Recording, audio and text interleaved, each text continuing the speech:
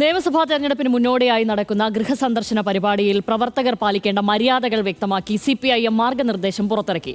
വീട് കയറുമ്പോൾ പ്രവർത്തകർ പെരുമാറേണ്ടത് എങ്ങനെയെന്ന് സംബന്ധിച്ചുള്ള വിശദ നിർദ്ദേശങ്ങൾ ഉൾപ്പെടുത്തിയിട്ടുണ്ട് ഇതിൽ.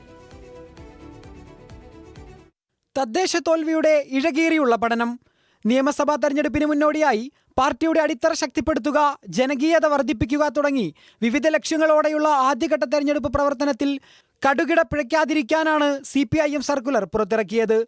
ഗൃഹസന്ദർശന പരിപാടിയുടെ ഭാഗമാകുന്ന പ്രവർത്തകർ വീടുകൾക്കുള്ളിൽ ചെല്ലണം, വീട്ടുകാരോട് തർക്കത്തിൽ ഏർപ്പെടരുത്, ജനങ്ങൾക്ക് പറയാനുള്ളത് ക്ഷമയോടെ കേൾക്കണം, ഇടയ്ക്ക് കയറി സംസാരിക്കരുത് തുടങ്ങിയ വ്യക്തിഗത മര്യാദകൾ പാലിക്കണമെന്നാണ് പ്രധാന നിർദ്ദേശം.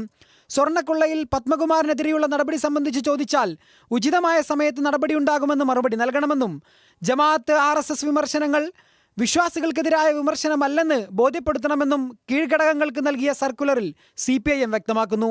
രാഷ്ട്രീയ ആരോപണങ്ങൾക്കുള്ള ആദ്യഘട്ട മറുപടി ജനങ്ങളെ നേരിൽ കണ്ട് നൽകാനാണ് പാർട്ടി തീരുമാനം. അതേസമയം CPIM ഗൃഹസന്ദർശനം പാർട്ടിക്ക് തന്നെ തിരിച്ചടിയാകുമെന്നാണ് പ്രതിപക്ഷ നേതാവിന്റെ വിമർശനം. ജനങ്ങൾ ചോദ്യം ചോദിക്കുമെന്നും പാർട്ടിക്കാർ വീട്ടിലേക്ക് ചെല്ലുമ്പോൾ തടുത്തു നിർത്തുമെന്നും അറിയാൻ നന്നായിട്ട്. അതായിക്കോട്ടെ, പാർട്ടിക്കാർ പോയിക്കോട്ടെ. News desk, news Malayalam.